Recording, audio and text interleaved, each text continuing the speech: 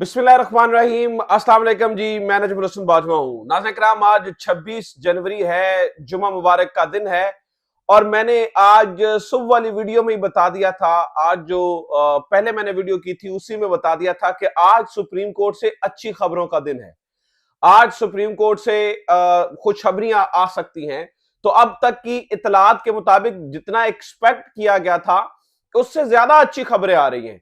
यानी कि मैं तो सिर्फ ये सोच रहा था कि शायद आज जो लोग अपनी ये जो नाहल किया है, यानी कि इलेक्शन लड़ने से जिन्हें रोका जा रहा है, उसके खिलाफ सुप्रीम कोर्ट में जाएंगे। सुप्रीम कोर्ट उन्हें जो है ना वो सादे सादे इजाजत दे देगी और ये तहरीक इंसाफ के लिए अच्छी खबरें होंगी। लेकिन नाज़रीन किराम, आज उससे भी कुछ बढ़कर हुआ है और बार बार जिस बात की तरफ हमने तवज्जो दिलाई कि सुप्रीम कोर्ट में सिर्फ एक जज नहीं होता है। अगर काजी फायज ईसा साहब की अदालत से बसद एहतराम अगर तहरीक इंसाफ के खिलाफ फैसले आ रहे हैं तो और भी जजेस हैं और भी जो है ना वो जज हैं जो कि इंसाफ के लिए खड़े होते हैं। और आज ऐसा ही हुआ है। ना सिर्फ तहरीक इंसाफ के उम्मीदवारों को लड़ने की इजाजत, बल्कि जस्टिस अतर मिनल्ला ने सरप्राइज दे दिया है। जस्टिस अतर मिनल्ला ने वो किस्सा छेड़ दिया है, उस तरफ निशानदेही कर दी है कि जिसके ऊपर तफसीली फैसले में जिक्र आ जाता है या जिसके ऊपर अगर एक नोट आ जाता है तो ये जो बल्ला छीनने का फैसला हुआ था उसके भी रिवर्सल के चांसेस हो सकते हैं। मैं ये तो नहीं कह रहा हूं कि फौरी फौरी ये सब कुछ हो जाएगा, लेकिन आगे चलकर अगले आने वाले दिनों के अंदर इलेक्शन के बाद बेशक इस पे बड़ी चीजें हो सकती हैं और बड़ा कुछ सामने आ सकता है। चलें, बल्ला ना भी वापस आए तो भी ये जो इलेक्शन के बारे में जिस तरफ जस्टिस अतर मिनल्ला इशारा कर रहे हैं, तहरीके इंसाफ के जो उम्मीदवार जिनकी मंडी लगनी है उसको रोका जा सकता है। ये एक सरप्राइजिंग बाउंसर था। इसके तरफ ऊपर जो है ना वो किसी ने एक्सपेक्ट नहीं किया था। यानी कि आज सुप्रीम कोर्ट के अंदर ये तक कह दिया गया है कि सिर्फ एक ही पार्टी के साथ ये कुछ हो रहा है। मतलब आप लोग करना क्या चाह रहे हैं? तहरीक इंसाफ के साथ ही ये सब कुछ क्यों हो रहा है? तो यानी कि इसके ऊपर सिर्फ मतलब बहुत सारी बातें हुई हैं। तो एक तो है जो सादा सादा समात है कि किन किन लोगों को इलेक्शन लड़ने की इजाजत मिल गई, वो अच्छी खबरें हैं। दूसरी खबर नाज़रीन किराम, जो खबर के अंदर खबर छुपी हुई है कि जिस तरफ इशारा हो गया है, अब वो जो बल्ले वाला एक काला फैसला था, एक मनहूस फैसला था जिसने पाकिस्तान की जमहूरियत को जो है ना वो डिरेल करने की कोशिश की, उस फैसले को बहुत बड़ा धचका लगा है। काजी फायज ईसा साहब के बल्ला छीनने वाले फैसले को आज सबसे बड़ा धचका लगा है। इस मामले में आज अदालत के अंदर क्या हुआ, क्या प्रोसीडिंग्स हुई, किसके केस में क्या रिमार्क्स हुए, जजेस ने क्या कहा, इसके ऊपर कुछ तफसीलात मैंने आपके सामने रखनी है। कौन कौन से उम्मीदवार को इलेक्शन लड़ने की इजाजत मिल गई है और जिनको नहीं मिली उनको क्यों नहीं मिली। काजी फायज ईसा साहब का बेंच जो कल साहब ने जो आज भी फैसला किया वो भी माशाल्लाह है, उसके ऊपर भी कुछ तफसीलात रखेंगे। इसके अलावा मैंने कुछ और भी खबरें आपको लाहौर से देनी है। कुछ जो है ना वो पाकिस्तान तहरीक इंसाफ के एक दफ्तर को आग लगी है, उस बारे में कुछ अपडेट्स हैं। तो काफी सारी चीजें जो है ना वो डिस्कस करने के लिए एक एक करके मैं आपके सामने रख देता हूं। सबसे पहले नाज़रीन किराम, आज हुआ ये कि 3-4 बड़े केसेस थे। आज चौधरी परवेज लाई साहब का केस था, मेजर ताहिर सादिक का केस था, शौकत बसरा का केस था, सरम जावेद साहिबा का केस था, आरिफ अब्बासी का केस था और एक और केस था। ये सारे केस आज सुप्रीम कोर्ट के अंदर लगे हुए थे, जिसमें मतलब एक ही किस्म की इस्तदा थी कि हमें इलेक्शन लड़ने की जो है ना वो इजाजत नहीं दी जा रही है और ये हमारी जो है ना वो बुनियादी हकूक की खिलाफ वर्जी है, जिसमें आरओज ने ऐसे बेहुदा, घिनौने और घटिया इल्जामात लगाए हैं जिन्हें किसी भी तौर पे डिफेंड नहीं किया जा सकता और उन्हें हाई कोर्ट्स ने भी सस्टेन किया है। इस बात की समझ में नहीं आती है। तो मुझे शाम को ये अंदाजा था कि सुप्रीम कोर्ट इन मामलात को जो है ना वो बड़े बारीकबीनी से देखेगी। उसकी वजह यह है कि ऑलरेडी सुप्रीम कोर्ट की क्रेडिबिलिटी के ऊपर जिस तरह के सवाल आ गए हैं, खासतौर पर बल्ले का निशान छीने जाने के बाद, तो जो जजेस बाकी भी हैं, जो जस्टिस मुनीर के पैरोकार नहीं है ऑब्वियसली, उन्होंने भी तो कहीं ना कहीं अपनी स्टैंडिंग शो करनी है ना। उन्होंने भी तो कहीं ना कहीं बताना ही है कि भाई हम भी मौजूद है, हमारे होते हुए हम जो फैसला हुआ उससे इख्तलाफ रखते हैं, तो किसी ना किसी तरीके से तो वो बताएंगे। तो जनाब आज क्या क्या हुआ मैं सबसे पहले आपके सामने रखता हूं। पहले मैं सादी सादी कार्रवाई आपके सामने रख देता हूं कि क्या केस हुआ, फिर मैं आपको बताऊंगा जो बल्ले वाले केस के अंदर जो धचका लगा है वो क्या है। तो जनाब सुनिए, परवेज लाई केस में आज होने वाले दिलचस्प मुकालमा। 10 मरला प्लॉट कागजात आपको कैसे रसाई मिली। यानी कि सबसे पहली बात यह थी कि जो परवेज लाई साहब को इलेक्शन लड़ने से रोका जा रहा था उसके ऊपर जो है ना वो इतराज ये था कि परवेज इलाही साहब का कोई 10 मरले का प्लॉट निकल आया है, इसका इन्होंने बताया नहीं है और इनने एक अकाउंट नहीं खुलवाया पर्टिकुलरली। मुख्तलिफ जगहों से चूंकि इलेक्शन लड़ रहे थे तो हर जगह से इनका अकाउंट मुख्तलिफ होना चाहिए था, तो इन्होंने वो नहीं खुलवाया। इसके ऊपर जनाब हुआ ये कि 10 मरला प्लॉट के कागजात तक आपको रसाई कैसे मिली। इसके ऊपर जस्टिस जमाल मंदोखेल का मुखालिफ उम्मीदवार अरसलान सरवर के वकील हाफिज एहसान खोकर से मुकालमा। 10 मरले का दस्तावेज पटवारी से मिला, हाफिज एहसान खोकर ने बताया। क्या आप जस्टिस अतर मिनल्ला की बात सुनिए, उन्होंने कहा क्या आप ये कहना चाहते हैं कि निगरान हुकूमत इसमें मुलव्वस है? हमें उस पटवारी का नाम बताएं। जस्टिस जमाल मंदोखेल ने बताया पटवारी का नाम कैसर है जी, हाफिज एहसान खोकर ने कहा। अच्छा, इसके ऊपर जस्टिस जमाल मंदोखेल ने कहा नकल के लिए भी अकल की जरूरत होती है, जल्दी जल्दी दलाइल दें, बैलेट पेपर्स की छपाई का काम तेजी से जारी है, लोगों के लिए आसानियां पैदा करें। कानून में कहां लिखा है कि हर हलके के लिए अलग अलग बैंक अकाउंट्स होने चाहिए, ये जस्टिस मंसूर अली शाह ने कहा। ये अब देखिए ना, जस्टिस मंसूर अली शाह साहब भी, मैं आपको बता दूं कि वो काफी इंसाफ पसंद जज हैं। ठीक है, उनकी एक उन्हें कहा जाता है कि वो क्लासिफाइड ईसा साहब के ग्रुप के हैं, लेकिन जब तक वो लाहौर हाई कोर्ट में रहे थे तो बड़े बड़े फैसले उन्होंने किए थे। देखते हैं अब आगे आने वाले दिनों में क्या फैसले होते हैं। अच्छा जनाब, इसके बाद हुआ ये कि जी हम उन्होंने कहा जी आपको 10 मरले का प्लॉट कैसे इल्म हुआ, जैसे मंसूर अली शाह का मुखालिफ उम्मीदवार से मुकालमा। इसके ऊपर उसने कहा जी सानू और भी बढ़िया चीजें दा इल्म है।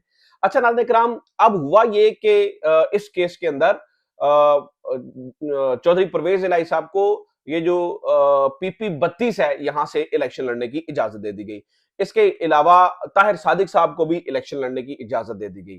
जो सरप्राइजिंग टर्न है ना, अभी सनम जब मैं ये वीडियो रिकॉर्ड कर रहा हूं तो सनम जावेद का केस तकरीबन लग चुका होगा और मुझे लगता है कि मेरे वीडियो रिकॉर्ड होने के बाद सनम जावेद के बारे में भी खुशखबरी आ जाएगी, फिर शौकत बसरा साहब के केस में भी खुशखबरी आ जाएगी। लेकिन जब तक मैं ये वीडियो रिकॉर्ड कर रहा हूं तो इनका केस नहीं लगा है। आगे चल के देखते हैं कि इसके ऊपर जो है ना वो क्या, यानी कि मेजर ताहिर सादिक साहब को आज उनको क्लीन चिट दे दी गई, वो इलेक्शन लड़ सकते हैं। उमर असलम साहब को क्लीन चिट दे दी गई।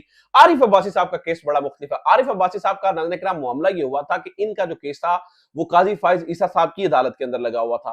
काजी फाइज ईसा साहब ने 2-3 एतराजात किए। उन्होंने कहा जी पहले तो आप बताइए कि आपने जमानतों के लिए क्यों नहीं गए, ठीक है। दूसरी बात यह है कि आपके बेटे के ऊपर लंदन की जायदादों का सवाल आपसे पूछा गया, आपने वो जवाब नहीं दिया। आयरॉनिकली लंदन की जायदादों का जवाब उन्होंने कहा जी आपके बेटे की जायदाद का जवाब आप नहीं दे सकते हैं। तो इसके ऊपर उनकी दरखास्त उनको यानी कि काजी फैसल साहब ने वहां से भी मुस्तरद कर दिया।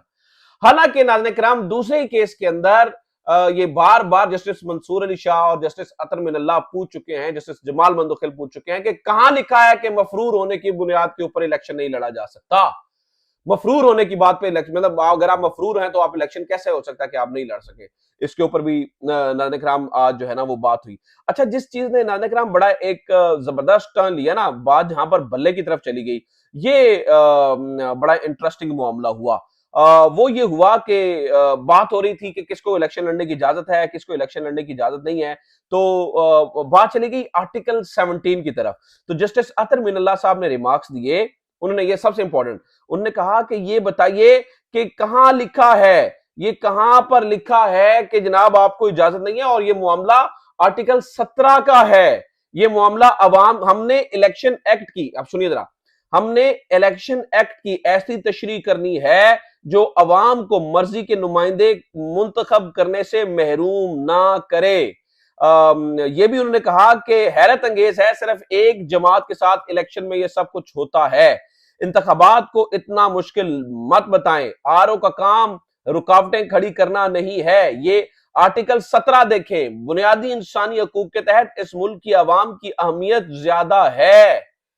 बुनियादी ये जब पीटीआई रहनुमा उमर असलम साहब की अपील सुनी जा रही थी तो उसमें उन्होंने कहा जी बुनियादी हकूक के तहत इस मुल्क के अवाम की अहमियत ज्यादा है। अब जरा बात सुनिए, इंटरेस्टिंग बात क्या है।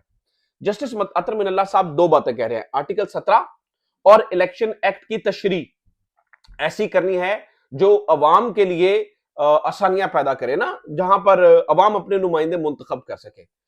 अब हुआ यह था कि बल्ले वाले केस के अंदर बार बार काजी फायज ईसा साहब के सामने एक बात रखी गई थी, और वो ये रखी गई थी कि आप आर्टिकल 17 को देखिए, ये बुनियादी इंसानी हकूक का मामला है। लेकिन काजी फायज ईसा साहब की पूरी जजमेंट के अंदर आर्टिकल 17 का जिक्र नहीं था। तहरीक इंसाफ के लिए जो टर्निंग पॉइंट था वो था ही आर्टिकल 17 कि आर्टिकल 17 जो है ना वो इजाजत देता है आपको फ्रीडम ऑफ असेंबली की, कि आप जिसके साथ, जिसको वोट देना चाहें, जिसके साथ जमात बनाना चाहें, जिसके साथ जाना चाहें, आप वो जा सकते हैं। अब ये जो आज आर्टिकल 17 वाला मामला जस्टिस अतर मिनल्ला ने खोल दिया है या छेड़ दिया है, नाज़रीन किराम, मैं आपको अभी बता रहा हूं। आज जस्टिस अतर मिनल्ला साहब की उस दिन जो थोड़ी सी एक बेजारी है सिस्टम से, वो भी देख ली जब उन्होंने तकरीर करने आए थे। मैं आपको आज बता रहा हूं, जस्टिस अतर मिनल्ला साहब का एक नोट, ये सिर्फ बात रिमार्क से हद तक नहीं होगी, रिटर्न कुछ करना पड़ेगा। एक नोट या उन्होंने इसी तफसीली फैसले के अंदर कुछ ऐसा लिख दिया कि जिसमें जो बुनियादी इंसानी हकूक है उनको अपहेल्ड किया गया और उनके ऊपर जो है ना वो फैसला लिखा गया, तो नाज़रीन किराम ये जो बल्ले का वाला सारा पूरा मामला है वो उसको बहुत बड़ा धचका लगेगा। और मैं आपको बता दूं, आज नहीं तो कल, कल नहीं तो परसों वो रिवर्स होगा। और उसका रिवर्स होना इसलिए ज्यादा जरूरी है क्योंकि और ना भी रिवर्स हो तो उसमें से कुछ चीजों का इसलिए जो है ना वो डिस्कस होना जरूरी है क्योंकि तहरीक इंसाफ अब इंतखाबात के बाद जब मंडियां लगेंगी तो उनको, मतलब जस्टिस अतर मिनल्ला साहब का एक नोट इस मामले में उन मंडियों को रोक सकता है। वो करोड़ों रुपए का की जो मंडियां लगनेंगी और तहरीक इंसाफ के लोगों को जो इधर से बेच के उधर और उधर से बेच के उधर लेके जाना है, उधर उसको जो है ना वो रोका जा सकता है। अब इसी मामले के ऊपर ना देख रहा, मैं बार बार कह रहा हूं ना, काजी साहब का जो फैसला उसके अंदर बड़े झोल हैं। वो काला फैसला है, वो एक मतलब पाकिस्तान की तारीख पे कलंक मल दी गई है उस फैसले के जरिए, जमहूरियत की बिसात लपेटी गई है। और ये मैं नहीं कह रहा हूं, जो सुप्रीम कोर्ट को कवर करते हैं रिपोर्टर्स, ये कुछ उनकी बातों का मफहूम है। मिसाल लीजिए, जो मतीउल्लाह जान साहब हैं, उन्होंने ये कहा कि चूंकि काजी फाजिसा साहब की जो डिटेल जजमेंट आई उसके अंदर उन्होंने जिक्र किया बार बार अमरीकी अदालतों का, बरतानवी अदालतों के फैसले दिए, बरतानवी डेमोक्रेसी के हवाले दिए, सारे के सारे फैसले के अंदर अमरीकी और बरतानवी हवाले हैं। इसके ऊपर दो बातें हुई, एक तो इलेक्शन कमीशन भी इतनी वजाहत से, इतनी डिटेल में नहीं जा सका जितनी बल्ला छीनने के दलाइल के ऊपर, जितनी डिटेल के अंदर काजी फायज ईसा साहब गए। Number one. Number two, Matiullah जान साहब ने कहा कि जनाब काजी फायज ईसा साहब ने जब इसको फैसले को लिखा तो उसमें उन्होंने ये तो बड़ी बात की कि अमेरिका में ये होता है, बरतानिया में ये होता है, वो मदर ऑफ डेमोक्रेसी या फला फला फला, लेकिन उन्होंने ये नहीं बताया कि पाकिस्तान में किस तरह से खुफिया हाथ एक्टिव हो जाते हैं। इलेक्शन से पहले अमेरिका या बरतानिया में खुफिया हाथ एक्टिव नहीं होते हैं। बरतानिया या अमेरिका में इलेक्शन से पहले कोई थर्ड पार्टी, कोई तीसरी कुव्वत आके फैसला नहीं करती है कि क्या होना है, तो आपने पाकिस्तान को जहन में रखकर ये जो है ना वो फैसला करना था। तो बात हो रही थी आर्टिकल 17 के ऊपर। नाज़रीन, जिस आर्टिकल 17 को मद्देनजर नहीं रखा गया, अब आज जो है वो जस्टिस अतर मिनल्ला साहब उसकी बात कर रहे हैं। तो ये आप समझिए कि एक पहले कतरे का आगाज है, पहला बारिश का कतरा ये जो है ना वो जो अतर मिनल्ला साहब हैं उनके इस रिमार्क से हो सकता है। और फिर मैं आपको बताऊं, आज साकिब बशीर साहब ने भी इसके ऊपर लिखा। उन्होंने कहा कि अब उन्होंने वाज़ेह किया, उन्होंने कहा देखिए, जनरल फैज हमीद वाले मामले के अंदर जब ये सारी, माफ कीजिएगा, बात डिस्कस हो रही थी तो उसमें जस्टिस शौकत सिद्दीकी ने जनरल फैज के ऊपर इल्जाम लगाया, जनरल फैज ने उस इल्जाम को मुस्तरद किया। इसके ऊपर काजी फायज ईसा साहब ने फरमाया चूंकि अब ये एक फैक्चुअल कंट्रोवर्सी हो गई है और फैक्चुअल कंट्रोवर्सी के अंदर हम तहकीक करने वाला इदारा नहीं है, ना हम ट्रायल कोर्ट है, तो ये मामला ट्रायल कोर्ट में जाएगा या वहां पर इसकी बात तय होगी कि क्या बात दुरुस्त है। इसके ऊपर साकिब बशीर साहब ने लिखा, उन्होंने कहा देखिए कि जनरल फैज हमीद वाले मामले के ऊपर जब इन्होंने कहा एक पार्टी ने दूसरी पार्टी के इल्जाम को मुस्तरद किया तो फैक्चुअल कंट्रोवर्सी वाला मामला सामने आ गया। हालांकि जब ये बल्ले के निशान वाला मामला था तो तहरीक इंसाफ के जो 14 मेंबरान हैं उन्होंने कहा जी हम इमरान हैं, जबकि पाकिस्तान तहरीक इंसाफ ने रिजेक्ट किया, उन्होंने कहा जी हम जो है ना वो ये मेंबरान हमारे नहीं है। यहां पर फैक्चुअल कंट्रोवर्सी वाला मामला सामने नहीं आया। यहां पर जो है वो काजी फायज ईसा साहब ने ट्रायल कोर्ट को रिमांड नहीं किया या किसी ऐसी जगह को रिमांड नहीं किया कि जहां पर तहकीक हो सके, बल्कि बजाते खुद सुप्रीम कोर्ट ने फैसला करते हुए, बजाते खुद तहकीक करते हुए, इन्वेस्टिगेशन करते हुए उन 14 मेंबरान को पार्टी का मेंबर होने का सर्टिफिकेट जारी कर दिया।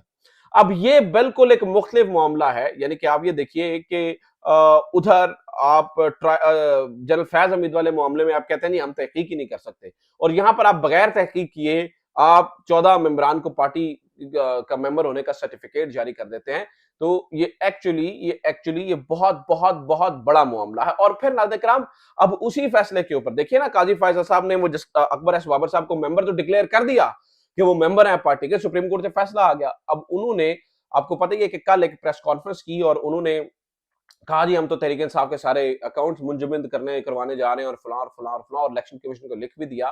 तो यानी कि अगर पहले तो तहरीक इंसाफ को सिर्फ इंतखाबात से आउट किया गया, तो अब तहरीक इंसाफ को अगर हाईजैक कर लिया जाता है या तहरीक इंसाफ के ऊपर पाबंदी लगाई या उनके अकाउंट्स मुंजमद हो जाते हैं या उनकी टिकटें कैंसिल हो या कुछ भी हो जाता है, तो उसकी जिम्मेदारी भी जो है वो सारी की सारी सुप्रीम कोर्ट पर होगी।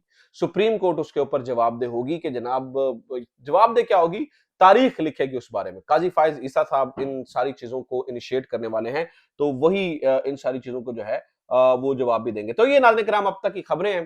जो जेल रोड के ऊपर हुआ, जो पाकिस्तान तहरीक इंसाफ के दफ्तर को आग लगी है, उस बारे में कुछ अपडेट्स हैं, अगली वीडियो में आपके सामने रखता हूं। अपना ख्याल रखिए, खुदा हाफिज, पाकिस्तान जिंदाबाद।